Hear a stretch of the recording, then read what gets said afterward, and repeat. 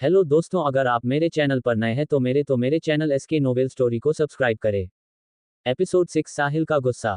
प्रज्ञा और पूर्वी जी को देख सबके आंखों में नमी आ गई थी। तभी सरिता जी उन दोनों के पास आए और बोली, पूर्वी जी आपको चिंता करने की जरूरत नहीं है, इसे हम बेटी की तरह ट्रीट करेंगे और आपकी याद भी इन्हें याद ना आए ऐसे। ये बोल सरिता जी प्रज्ञा को गले लगाया, जिसे देख पूर्वी मुस्कुरा दी, जिसके बाद सब हाल के सेंटर में सोफे के पास आ गए और प्रज्ञा और साहिल को बीटा दिया। फिर सरिता जी ने साहिल को और पूर्वी जी ने प्रज्ञा अंगूठी दे दी। प्रज्ञा और साहिल जिन्होंने पहली बार एक दूसरे को देखा था, वो एक दूसरे को देख अपने सामने बैठे एक दूसरे को समझने की कोशिश करने लगे। प्रज्ञा अपने मन में बोली, ये दिखने में तो बहुत हैंडसम है, पर जो उस वक्त देखा था उस हिसाब से कंजूस भी लगते हैं। वही साहिल भी अपने मन में बोला, ये लड़की दिखने में तो बहुत खूबसूरत, पर इसकी आंखों में कुछ तो है, कुछ समझ में नहीं आ रहा, पर कोई तो राज है इनमें। वो दोनों सोच ही रहे थे कि सरिता जी बोली, तुम दोनों एक दूसरे को बाद में भी देख सकते हो, पहले अंगूठियां पहना दो। सरिता जी की इस बात पर वहां सब मुस्करा दिए। वही प्रज्ञा और साहिल उनकी बात सुन झेप गए, जिसके बाद दोनों ने अपना अंगूठियां एक्सचेंज कर लिया। जब दोनों के हाथ एक दूसरे से स्पर्श हुआ तो दोनों के दिल में एक अलग सा एहसास हुआ, जिससे दोनों अचानक एक दूसरे को देखने लगे। वही सगाई का बिना कोई रुकावट के होने पर दोनों परिवार बहुत खुश हो गए, जिसके बाद सब कुछ देर तक गानों पर नाचे और फिर सभी अपने अपने कमरे में चले गए। इधर जब प्रज्ञा अपने कमरे में वापस आई तो वो अपना कपड़े बदल बेड पर आए और आज के सगाई के बारे में सोच रही थी और सबके चेहरे पर आए खुशी के बारे में सोच रही थी। वो बेड पर लेटी सीलिंग को देखते हुए खुद से ही बोली, अब हम क्या करें, हमें समझ नहीं आ रहा, क्या हमें इस शादी को पूरी तरह से एक्सेप्ट कर लेना चाहिए। फिर वो सगाई के वक्त अपने माँ और पापा के चेहरे को याद करते हुए बोली, और माँ पापा के चेहरे पर जो आज खुशी आई है, और वो भी आज तो उनके आंखों में आंसू भी आए थे, वो भी दुख के नहीं बल्कि खुशी के। तो अब मैं क्या करूं, मेरे सपनों को छोड़ दूं क्या। तभी उसे कुछ याद आया और उसने एक गहरी सांस लेते हुए बोली, सरिता आंटी से भी बात करना चाहती थी पर वो भी नहीं हो पाया, क्या वो मेरे सपने को समझेंगे, और सपना पूरा नहीं किया तो मैं वहां जाकर भी वेस्ट होगा। वो ये सब खुद से बोल रही थी कि तभी उसका फोन बजने लगा, जिसे सुन उसने अपना फोन देखा तो उसमें दिख रहे नंबर को देख जल्दी से उठाया। फोन उठाकर बोली, हाँ बोलो, क्या हुआ, अचानक तूने मुझे फोन क्यों किया। इस पर दूसरी तरफ से एक लड़के की आवाज आए और वो कुछ पूछना था प्रज्ञा की, मुझे उसने बताया कि तुम्हारी शादी हो रही है और तुम मुंबई भी आ रही हो, क्या ये सच है। उस लड़के की बात सुन प्रज्ञा ने एक गहरी सांस लेते हुए बोली, हाँ उसने सही बताया है, हमारी शादी हो रही है और हम उसके बाद मुंबई भी आ रहे हैं। प्रज्ञा की बात सुन उस तरफ से उस लड़के ने कहा, मतलब तुम काम के लिए आ रही हो ना, क्योंकि तुम जानती हो कि उसके लिए आ रही हो तो हम बहुत खुश होंगे, ये तो तुम भी जानती हो, मैं और वो मिलकर ही सब कुछ नहीं कर सकते, तुम्हारा होना बहुत जरूरी है। उस लड़के की बात सुन प्रज्ञा ने एक गहरी सांस ली और बोली, देखो अभी के लिए मैं कुछ नहीं बोल सकती, क्योंकि खुद मुझे नहीं पता मैं पूरी तरह से वहां बस काम के लिए आ पाऊंगी या नहीं, क्योंकि मैं किसी को भी मेरा राज नहीं बताया है और तुम जानते हो कि ये बताना इतना आसान नहीं है, और चाहकर भी मैं मोम डैड को नहीं बता सकती, और वो भी डायरेक्ट तो कभी बता ही नहीं सकती, और जो मेरे पति बनने वाले के बारे में तो मैं खुद भी सही से नहीं जानती, तो मैं अपनी राज उन्हें बात ही नहीं सकती। तो अभी के लिए मुझे थोड़ा समय चाहिए ये सब सोचने के लिए, इसलिए अभी कुछ मत पूछो, और क्या करूंगी वो मैं सोच के बाद में तुम्हें सही से बता दूंगा, और तब तक जो काम मैंने कहा था वो करो, बाय। ये बोल उसने कॉल कट कर दिया। इसके बाद प्रज्ञा ने फोन को साइड टेबल में रख अभी जो बातें की उसके बारे में सोचते हुए सो गई। वही इधर जब साहिल अपने कमरे आने के बाद कपड़े बदल सोने जा रहा था कि तभी वहां सरिता जी और हर्ष जी, जिन्हें देख साहिल बोला, मोम डैड आप दोनों यहाँ। इस पर सरिता जी और हर्ष जी एक दूसरे को देखे, फिर सरिता जी बोले, बेटा हम ये बोलते आए थे कि आपकी शादी जो हमने कहा था कि आपको करनी है, वह शादी बस 3 दिन में होने वाली है। सरिता जी की इस बात को सुन साहिल अचानक हर्ष को देखा, फिर गुस्से में बोला, मोम आपने हमें शादी के लिए बोला पर इतनी जल्दी, और आपको पता भी है कि आप क्या बोल रही हैं, हमें उसे लड़की के बारे में एक चीज भी नहीं पता, सच कह तो उसका नाम भी नहीं पता अभी तक, और आप बोल रहे हैं कि मैं उसे 3 दिन में शादी कर लूं, और वो भी मुझे बिना पूछे। ये बोल वो हर्ष जी को गुस्से में घूरने लगा, और ये देख हर्ष जी सरिता जी को देखने लगे। एपिसोड 7, मेहंदी का रंग गहरा। साहिल की बात सुन और उसे हर्ष जी को घूरते देख सरिता जी बोली, देखो बेटा हम जानते हैं कि आप क्या कहना चाहते हैं, पर अगर 3 दिन में आपकी शादी नहीं हुई तो 2 साल तक कोई मुहूर्त नहीं है, और उतना इंतजार करेंगे तो इतनी अच्छी लड़की हमें फिर नहीं मिलेगा। सरिता जी की बात सुन साहिल उन्हें देखने लगा, तो इस बार हर्ष जी बोले, देखो बेटा हम जानते हैं कि आपको ये सब अच्छा नहीं लग रहा और आप हमें ही इस सब का दोषी मानेंगे, पर तुम ही बताओ कितने दिन तक हम दोनों भी तुम्हें ऐसे देखेंगे। हर्ष की बात सुन साहिल ने एक गहरी सांस ली, फिर बोला, मुझे कल शाम तक का समय दीजिए, हम बताते हैं। ये बोल उसने उन्हें वहां से भेज दिया और अपने बिस्तर पर आकर लेट गया और उन दोनों की बातों के बारे में सोचने लगा, और ऐसे ही कुछ ही देर में उसे नींद आ गया। अगली सुबह सब शाम को होने वाली संगीत और मेहंदी की तैयारी में बिजी थे, क्यों अगले दिन प्रज्ञा के फैमिली के लोग अपने कुल देव महादेव के दर्शन करने और त्रिवेणी संगम में डुबकी लगाने आना था। सब ऐसे ही शाम तक इसी सब में बिजी थे। वही इधर साहिल ने सरिता जी से इस शादी के लिए हाँ बोल दिया था, जिस वजह से सरिता जी और हर्ष जी बहुत खुश थे। शाम हो गया था और सब संगीत और मेहंदी के लिए तैयार होने चले गए और कुछ ही देर में सब ब्लू और ग्रीन कलर के कपड़ों में नीचे आ गए और आज प्रज्ञा ने ब्लू लहंगे में एकदम एंजेल की तरह दिख रही थी। सब आंगन में आए और कुछ लड़कियां प्रज्ञा के साथ मेहंदी लगाने बैठ गए। वही कुछ लोगों ने गाना गाते हुए डांस करना शुरू कर दिया, जिसे सब देखने लगे। मेहंदी की रात आई, मेहंदी की रात, देखे कोई प्यारी दुल्हन के हाथ। मेहंदी की रात आई, मेहंदी की रात, देखे कोई प्यारी दुल्हन के हाथ। रंग से भरे खुशबू से सजे, महके हुए के सपनों को दिल में छुपाए हुए, शर्माए हुए। मेहंदी की रात आई, मेहंदी की रात, देखे कोई प्यारी दुल्हन के हाथ। मिलने गए हम तो दुल्हन से, मतवाली सी प्यारी दुल्हन से। चांद सा तन उसका, भोला सा मन उसका, चेहरा भी था चांद सा, हाँ चेहरा भी था चांद सा, जो संगमरमर की मूरत हो, नजर झुकाए हुए, बलखाए हुए। मेहंदी की रात आई, मेहंदी की रात, देखे कोई प्यारी दुल्हन के हाथ। खोए हुए कहीं यही नयन, कब आएगा मेहंदी का वो दिन। ख्वाबों की महफिल, हलचल सी है दिल में, सब कुछ लगे है नया, हाँ सब कुछ लगे है नया। कोई ख्यालों में आया है, अरमा सजे हुए, बिन बुलाए हुए।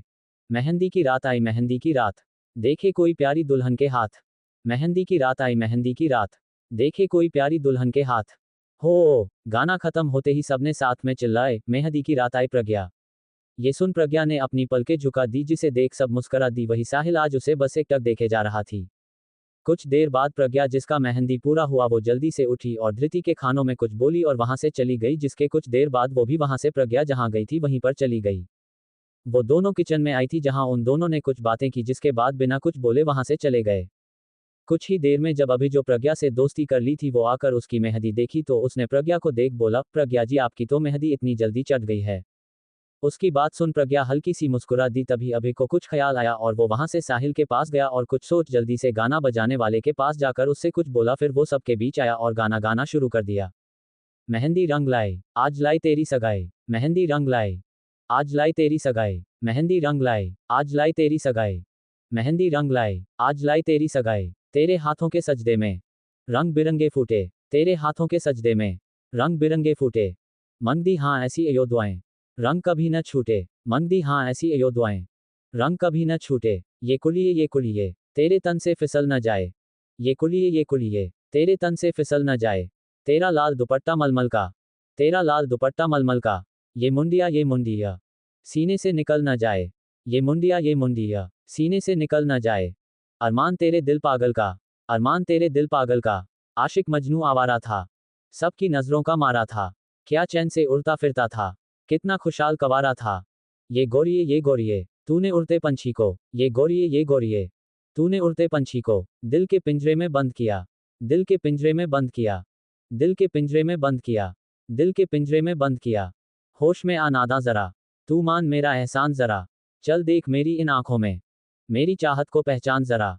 ये पगले कैसे तुझको समझाऊं, ये पगले कैसे तुझको समझाऊं। क्यों मैंने इसे पसंद किया, क्यों मैंने इसे पसंद किया, क्यों मैंने इसे पसंद किया, क्यों मैंने इसे पसंद किया। गाना खत्म होते ही सबने ताली बजा दी। वही इस गाने को सुन प्रज्ञा और साहिल एक दूसरे को देखने लगे पर कुछ बोले नहीं, और प्रज्ञा बस अपने हाथों की तरफ देख रही थी। एपिसोड 8 शादी का शुभ दिन। अभी के गाने के बाद सब खाना खाने चले गए। वही सारी लड़कियां जिनकी शादी हुई थी उन्हें उनके पति और कुछ लड़कियों को उनके पिता या भाई खिला रहे थे और कुछ लड़कियों ने अपना हाथ धोकर खुद खा रहे थे। तो ये देख प्रज्ञा भी अपने हाथ धोने जा रही थी कि तभी एक लड़के की आवाज आई, जब भाई हो तो खुद खाने की क्या जरूरत। जब प्रज्ञा ने ये आवाज सुनी तो उसके होठों पर एक बड़ी मुस्कान आई और जल्दी से वो पीछे मुड़ी तो वहां एक 30 के आसपास का लड़का खड़ा था, जिसे देख प्रज्ञा उसके पास गई और उसे गले लगा लिया। उस लड़के ने भी प्रज्ञा को गले लगाया और कुछ देर बाद दोनों अलग हुए और प्रज्ञा बोली, भाई आप भी आ गए, हमने आपको बहुत मिस किया। ये लड़का प्रज्ञा का भाई गणेश था, जो इंडिया का बड़ा लॉयर जिसे पूरे देश में सब इज्जत देते थे। उसने मुस्कुराकर प्रज्ञा के गाल को खींचते हुए बोला, अब जब मेरी प्यारी शैतान की शादी है तो हमें तो आना ही था। गणेश की बात सुन प्रज्ञा मुस्कुरा दी, जिसके बाद गणेश अपने माँ और पापा से मिला। जिसके बाद वो साहिल के पास आया और बोला, हेलो मिस्टर साहिल, आपके बारे में एक बार जब मुंबई आए थे तब सुना था, मिलकर अच्छा लगा। गणेश की बात सुन साहिल कुछ देर उसे देखा, जिसके बाद वो थोड़ी हैरानी में बोला, ओ मेरे हिसाब से आप तो फेमस लॉयर गणेश यादव हैं। साहिल की बात सुन गणेश मुस्कुरा दिया और बोला, जी आपने सही पहचाना है, हम वही हैं, पर यहाँ हम बस प्रज्ञा के भाई बन के आए हैं। ये सुन साहिल प्रज्ञा को देखने लगा और अपने मन में सोचने लगा, ओ तो इसका नाम प्रज्ञा है और ये छोटे परिवार की भी नहीं है, पर फिर भी इतनी सादगी कैसे। वो ये सब सोच ही रहा था कि तभी गणेश बोला, वैसे साहिल जी हम एक भाई होकर बस इतना ही बोल सकते हैं कि आप मेरी बहन का ख्याल रखें, पर एक बात जरूर बोलेंगे कि इसे हमने जितना प्यार दिया है, इसे दर्द को सहना भी सिखाया है, पर इसे बेवजह कोई तकलीफ दे तो हम उन्हें कभी नहीं छोड़ेंगे, चाहे फिर वो उसके पाती ही क्यों ना हो। गणेश की बात सुन साहिल बोला, वैसे तो हम आपके बहन को अच्छे से नहीं जाने हैं, पर हम उन्हें कभी भी बिना वजह दर्द नहीं देंगे, पर साथ ही कोई गलती पर आसानी से माफ भी नहीं करेंगे। साहिल की बात सुन गणेश मुस्करा दिया, जिसके बाद सब खाना खाकर मेहंदी का फंक्शन खत्म किया।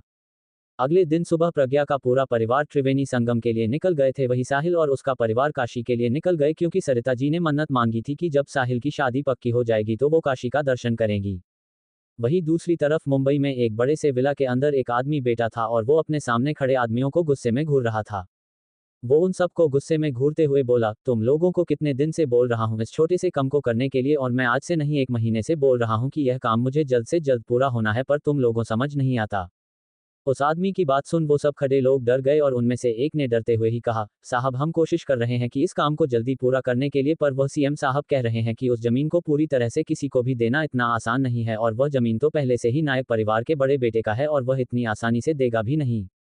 उस आदमी की बात सुन उस आदमी ने कहा, मुझे ये सब नहीं पता, पर अब तुम लोगों को कुछ ही दिन देंगे, जल्दी से वो जमीन को हमारा नाम करवाओ, और अगर जल्दी नहीं हुआ तो देख लेना। ये बोल वो आदमी वहां से चला गया और वो लोग इसके बारे में बात करते हुए चिंता में वहां से चले गए। वही वो आदमी एक कमरे में गया और खुद में बोला, अगर जल्द ही हमने उस जमीन पर काम शुरू नहीं किया तो चाहकर भी जो सोचा है वो नहीं कर पाएंगे।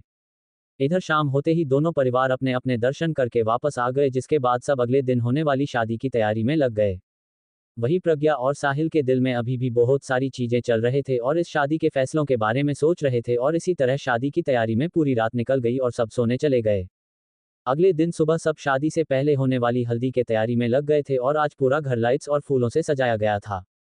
सब ने जल्दी से साहिल को तैयार किया, जिसके बाद उसकी हल्दी शुरू हुआ, जहां उसने एक पीले कलर का कुर्ता पहना था, और तभी वहां पर प्रज्ञा भी पीले कलर की सलवार सूट में आए और उसे भी हल्दी लगाने लगे, और साथ ही उसके सारी सहेलियों ने उसे अच्छे से हल्दी में भी रंग दिया। इसके बाद कुछ देर सब फोटोज लेने के बाद सब शादी की तैयारियों में लग गए। प्रज्ञा और साहिल दोनों अपने हल्दी को साफ कर जो शादी के कपड़े उन्हें मिले थे उन्हें देखते हुए अपने मन इस फैसले से खुश होना है या नहीं सोचने लगे। एपिसोड 9 गृहप्रवेश बहू की। दोनों के फैसलों के सोचों को उनके परिवार के सोच ने शांत कर दिया, जिसके बाद प्रज्ञा ने अपना कमरे में लाल जोड़ा पहनकर तैयार होने लगी और इधर होटल में साहिल भी अपने शेरवानी में तैयार होने लगा। कुछ ही देर में दोनों तैयार हो गए। उधर प्रज्ञा के घर के नीचे सब शादी की तैयारी और भारत के आने की तैयारी कर रहे थे, क्योंकि हल्दी के बाद साहिल और उसका परिवार होटल चले गए थे, क्योंकि वो बाराती थे और साहिल का छोटा भाई भी आने वाला था। कुछ देर बाद जब साहिल तैयार होकर नीचे आया तो उसके सामने एक लड़का मुस्कुराते हुए खड़ा, जिसे देख साहिल हल्का सा मुस्कुराते हुए बोला, तो आ ही गए, हमें लगा शादी के बाद पधारोगे। साहिल की बात सुन वो लड़का बोला, भाई क्या करें, यूपी इतना सुंदर है कि इसे घूमे बिना जाना सही नहीं लगा, और हमें तो पता है कि आप शादी के बाद यानी कल सुबह ही यहाँ से जाने के लिए बोलेंगे, बस इसीलिए हम ही घूम कर आ गए। उस लड़के की बात सुन साहिल उसे घूरते हुए बोला, अच्छा तुम्हें नहीं लगता थोड़ा ज्यादा ही बोल रहे हो हरी। साहिल की बात को सुन वो लड़का हरी बोला, भाई प्लीज मुझे हरी मत बुलाए, कितनी बार कहना होगा, स्टाइल से हेरी बुलाए ना। इस बात को सुन साहिल बोला, ये स्टाइल नहीं है, पागलपन है, हरीश जैसे इतने प्यारे नाम को ऐसे हेरी बनाना सही है क्या। इस पर हरीश बोला, भाई आप तो जानते हैं कि मैं भारत के हर चीज से प्यार करता हूं और इज्जत भी, पर मेरा नाम शॉर्ट में अच्छा नहीं लगता बस। ये हरीश कोई और नहीं बल्कि साहिल का छोटा भाई था, जिसने बचपन से ही इसमें पला बड़ा, पर फिर भी उसे भारत के कल्चर और ट्रेडिशन से लगाव और गर्व था। साहिल और हरीश बात कर ही रहे थे कि वहां सरिता जी आए और बोली, तुम दोनों बात में एक दूसरे से बात कर लेना, पर अभी बारात लेकर जाना है, चलो। जिसके बाद बारात होटल से प्रज्ञा के घर की तरफ निकल गई। वही इधर प्रज्ञा के घर में बाराती के स्वागत के लिए सारी तैयारी हो गई और सब बारात का इंतजार करने लगे। कुछ ही देर में भारत आ गई और सब बड़े साहिल के आरती और उसके स्वागत की रस्म करने लगे। तभी धृति वहां से थोड़ी दूर आए और अपना फोन देखी, जिस पर किसी का कॉल आया, जिसे देख उसने फोन उठाए और बात करने लगी, और उसके हाव भाव थोड़े बदल गए थे, और कुछ देर बात करने के बाद फोन कट कर एक गहरी सांस लेते हुए खुद को शांत करते हुए खुद से बोली, अब पता नहीं इस शादी के बाद क्या होगा। जिसके बाद वो सबके पास आ गई। इसके कुछ ही देर में सारी रस्म पूरी हुई और साहिल को मंडप में बिठाया गया, जिसके बाद पूजा शुरू हुआ और फिर प्रज्ञा के माता पिता और साहिल के माता पिता से भी पूजा करवाया गया। जिसके बाद पंडित जी कुछ और पूजा के होते ही मुहूर्त हो गया, तो उन्होंने वधू को बुलाने बोले, तो धृति और गणेश दोनों उसे लेने उसके कमरे की तरफ चले गए। कुछ ही देर में सबको पायल की आवाज आई तो सबने सीढ़ियों की तरफ देखे तो प्रज्ञा लाल जोड़ा गले में बड़े बड़े हार, कानों में झुमके, नाक में नथ, आंखों में काजल, होठों पर लाल लिपस्टिक और सर पर सजा लाल चुनरी में अप्सरा जैसी दिख रही थी। और पहली बार आज साहिल के आंखों में एक अलग ही चमक थी जिसे शायद वो खुद भी सही से महसूस नहीं कर पा रहा था, और वो बस प्रज्ञा को एक टक बिना पलके झपकाए और अपने आंखों में खशीश भर देखे जा रहा था। वही प्रज्ञा की नज़र जब साहिल पर पड़ी तो वो भी उसे शेरवानी और पगड़ी में देख उसमें खोसी गई। आज पहली बार दोनों को एक दूसरे को देख इतनी अजीब से एहसास हो रहे थे। गणेश और धृति ने प्रज्ञा को साहिल के पास खड़ा कर दिया और फिर पंडित जी ने दोनों को वरमाला पहनाने के लिए बोले। फिर वरमाला के बाद शादी की विधियां शुरू हो गई। कुछ देर बाद पंडित जी ने फेरे और कन्यादान खत्म करवाए, जिसके बाद साहिल को प्रज्ञा की मांग भरने कहा गया तो साहिल ने उसकी मांग में सिंदूर भरा तो प्रज्ञा ने अपने आंखें बंद कर ली और इसी वक्त दोनों के दिल में एक अजीब सी हलचल हुई, पर दोनों ने इसे इग्नोर किया। इसके बाद साहिल ने प्रज्ञा को मंगलसूत्र पहनाया, जिसके बाद पंडित बोले, शादी संपन्न हुई, आप दोनों अपने बड़ों का आशीर्वाद लें। साहिल और प्रज्ञा ने अपने बड़ों के आशीर्वाद लिए, जिसके बाद शादी के बाद की कुछ रस्में कर सब विदाई की तैयारी में लग गए। वही प्रज्ञा जो अब तक शांत थी वो अब अपने कमरे को देखते हुए हल्के से सुबक रही थी कि तभी वहां पर पूर्वी जी, गिरीश जी और गणेश आए, और जब उन्होंने प्रज्ञा को ऐसे देखा तो उनकी आंखें भी नम हो गए। प्रज्ञा को तीनों शांत करते हुए उसे समझाने लगे और कुछ देर तक सब रोने और एक दूसरे के साथ थोड़ा वक्त बिताने के बाद प्रज्ञा को लेकर सब नीचे आए, जिसके बाद भारी मन से सबने प्रज्ञा को विदा किया गया। प्रज्ञा कार में मायूस बैठकर अपने घर के बारे में सोच रही थी और कुछ ही देर में जब प्रज्ञा के साथ साहिल और उसका परिवार होटल आए तो सरिता जी बोली, बेटा कल ही हम वापस जा रहे हैं, इसीलिए आप अभी जाकर एक एक्स्ट्रा कमरा लिया उसमें रेस्ट कर लें। सरिता जी की बात सुन प्रज्ञा ने हाँ बोल आराम करने रूम की तरफ चली गई और साहिल और उनके परिवार भी सोने चले गए। अगली सुबह सब जल्दी उठकर मुंबई के लिए निकल गए और करीब 9 बजे तक सब घर के सामने खड़े थे। सरिता जी ने यहां आने से पहले ही नौकरों को बोल गृह प्रवेश के लिए सारी तैयारी करने बोल दिया था, जिसकी वजह से आते ही सरिया जी ने प्रज्ञा का गृह प्रवेश करने के लिए उसकी और साहिल की आरती की और बोली, बेटी आप अब इस खलिश को घिरकर दाहिना पैर से अंदर आएं। सरिता जी बात सुन प्रज्ञा ने दाहिना पैर से खालिश को गिराकर अंदर आए और साहिल भी उसके साथ अंदर आ गया। एपिसोड 10 प्रज्ञा के राज। प्रज्ञा और साहिल के अंदर आने के बाद सरिता जी ने प्रज्ञा से कहा, बेटी तुम थक गई होंगी, थोड़ा आराम कर लो, और आज शाम को आपकी मुंह दिखाई है तो उसके लिए हम साड़ी आपके कमरे में ही भेज देंगे। सरिता जी की बात सुन प्रज्ञा बोली, आंटी पर हम साड़ी पहनना नहीं आता। प्रज्ञा की बात सुन वो बोली, बेटी पहली बात आप हमें अब से आंटी नहीं माँ बुलाएंगी तो हमें अच्छा लगेगा, और साड़ी पहनने में आपको मैं मदद कर दूंगी, ठीक है। उनकी बात सुन प्रज्ञा हल्की सी मुस्कुरा दी और थोड़ी हिचकिचाते हुए बोली, ठीक है माँ। प्रज्ञा की बात सुन सरिता जी मुस्कुरा दी और बोली, ठीक है बेटा अब तुम जाओ और कमरे में थोड़ा आराम कर लो। ये बोल उन्होंने एक नौकरानी को बुलाकर उसे प्रज्ञा को गेस्ट रूम में लेकर जाने के लिए बोल दिया। जिसके बाद सरिता जी साहिल को देखते हुए बोली, बेटा आप भी जाकर थोड़ा आराम कर लीजिए, और हाँ मैं जानता हूँ अब आप यहाँ नहीं रुकने वाले और अपने ऑफिस के लिए चले जाएंगे, ठीक है जाए, हम आपको आज कुछ नहीं बोलेंगे, पर कल शाम को आपकी और प्रज्ञा की रिसेप्शन है तो कल आप कहीं नहीं जाएंगे, ठीक है। सरिता जी की बात सुन साहिल कुछ सोचने लगा, फिर एक गहरी सांस लेकर बोला, ठीक है मोम हम कल ऑफिस नहीं जाएंगे, पर आज आप हमें ऑफिस में जाने के बाद रात 9 बजे तक कॉल नहीं करेंगे। साहिल की बात सुन सरिता जी ने हाँ बोला तो साहिल अपने कमरे की तरफ चला गया और कुछ ही देर में अपने कपड़े बदलकर वहां से ऑफिस के लिए निकल गया। ये देख सरिता जी अपने मन में सोचने लगी, ये थोड़ा भी आराम नहीं करता, बस अब इतनी प्रार्थना है कि प्रज्ञा कैसे भी करके इसे सही कर दे। इधर गेस्ट रूम में प्रज्ञा अपने कपड़े बदलकर बेड पर बैठी कुछ सोच रही थी कि तभी उसके फोन पर किसी का कॉल आया, जिसे देख उसने कॉल उठाया तो दूसरी तरफ से धृति की आवाज आई, तुम पहुंच गई। धृति की बात पर प्रज्ञा बोली, हाँ मैं पहुंच गई, और हाँ अभी मैं ज्यादा बात नहीं कर सकती क्योंकि शाम को यहाँ मुंह दिखाई की रस्म है और मुझे अभी किसी के भी शक के दायरे में नहीं पड़ना। प्रज्ञा की बात पर धृति ने हाँ बोल कुछ देर इधर उधर की बात करने के बाद दोनों ने फोन कट किया, जिसके बाद प्रज्ञा थोड़ी देर आराम करने बेड पर लेट गई। शाम का वक्त प्रज्ञा अपने कमरे में सरिता जी की मदद से साड़ी पहन रही थी और कुछ ही देर में वो लाल साड़ी और हल्के के गहने में बहुत खूबसूरती से तैयार हो गई। प्रज्ञा को देख सरिता जी मुस्कुराते हुए बोली, हमारी बेटी आज कितनी प्यारी लग रही है, कहीं हमरी ही नजर ना लग जाए आपको। वो ये बोल ही रही थी कि वहां पर हरीश आया और बोला, मोम ये किसकी वाइफ है, जब हस्बैंड इतना हैंडसम है तो ये कैसे नहीं होंगी। हरीश की बात सुन प्रज्ञा बोली, हरीश आपको नहीं लगता कि आप थोड़ा ज्यादा ही आपके भाई की तारीफ करे रहे हैं, जब हम एरोप्लेन में थे तब तो आपने कहा था कि मैं बहुत प्यारी दिखती हूँ और आपके भाई खुशकिस्मत है कि उन्हें हम मिले तो आप पलट रहे हैं। प्रज्ञा की बात सुन हरीश बोला, अरे भाभी हम तो बस मजाक कर रहे थे, और आप तो हर ड्रेस में बहुत ही खूबसूरत लगती हैं, वैसे हम यहाँ माँ को बुलाने आए थे। ये बोल वो सरिता जी को देख बोला, मोम नीचे सब आ गए हैं भाभी सा और आपको पूछ रहे हैं, जल्दी आए। ये बोल वो वहां से चला गया और फिर सरिता जी और प्रज्ञा भी नीचे आ गए और उन दोनों के नीचे आते ही सब औरतें जो वहां पर बैठी थी उठ गए। सरिता जी ने प्रज्ञा को सूफी पर बैठाया, जिसके बाद मुंह दिखाई की रस्म शुरू हुआ और सारी औरतों ने उसकी साड़ी की पल्लू को उठाकर उसके चेहरे को देखने लगे। सब औरतें प्रज्ञा की तारीफ कर रहे थे और ऐसे ही कुछ देर में मुंह दिखाई की रस्म पूरी हुई और सब औरत वहां से चली गई। जिसके बाद प्रज्ञा गेस्ट रूम में आ गई कि तभी फिर उसकी फोन बजने लगी और जब उसने उठाया तो दूसरी तरफ से एक लड़के की आवाज आई, तुम यहाँ आ गई और मुझे बताया भी नहीं। उस लड़के की इस बात पर प्रज्ञा बोली, मैं अगर ऐसे ही तुम सबसे बात करती रही तो किसी को मुझ पर शक नहीं होगा क्या? इस पर उस लड़के ने बोला, प्रज्ञा तुम जानती हो कि इस काम के लिए तुम्हारी कितनी ज़रूरत है, तुम आईएएस अफसर हो और तुम्हें इस फर्ज को निभाना है और सिर्फ इस देश के लिए ही नहीं बल्कि खुद के लिए भी। उस लड़के की बात सुन प्रज्ञा के चेहरे पर एक कठोर भाव आया और वो सख्त आवाज में बोली, मैं जानती हूँ और मेरा मकसद मैं कभी नहीं भूलूंगी, पर कुछ चीज़ों के लिए सही वक्त का इंतजार करना पड़ता है और मैं वही कर रही हूँ और कुछ दिन के लिए मुझे फ़ोन मत करना। ये बोल उसने फ़ोन कट कर दिया। इसके बाद वो बिस्तर पर लेट गई और सीलिंग को देखते हुए खुद से बोली, हम हमारे मकसद को कभी नहीं भूलेंगे और ना ही छोड़ेंगे, पर इतनी जल्दी मैं अपनी सच्चाई को किसी को नहीं बता सकती, पर वादा है जल्द मैं इन्हें बताऊंगी और इनके परिवार को भी, और अगर बाद में कोई मेरा साथ दे या नहीं मैं इस मकसद को पूरा करके ही रहूंगी। जिसके बाद कुछ ही देर में वो नींद के आगोश में चली गई। अब आगे क्या होगा? क्या प्रज्ञा सच में एक आईएएस अधिकारी है? और अगर ऐसी बात थी तो क्यों वो ऐसे शादी कर इसके बारे में किसी को बता नहीं रही? क्या साहिल को कभी प्रज्ञा के राज के बारे में पता चल पाएगा? अब कैसी होगी प्रज्ञा और साहिल की शादी की जिंदगी? आगे क्या होगा जानने के लिए देखते रहिए एसके नोवेल लव स्टोरी।